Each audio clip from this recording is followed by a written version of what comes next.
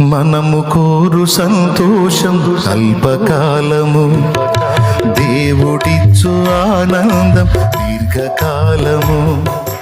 మనము కోరు సంతోషం అల్పకాలము, దేవుడిచ్చు ఆనందం దీర్ఘకాలము.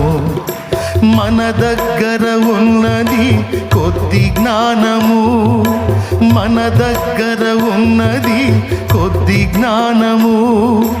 మన దేవుడు కలిగున్నది మహాజ్ఞానము.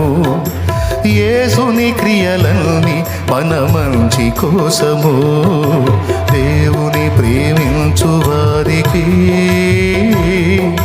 తన సంకల్పము చొప్పున పిలువబడిన వారికి మేలు కోసమే సమస్తము సమకూడి చిలుకుచున్నవి.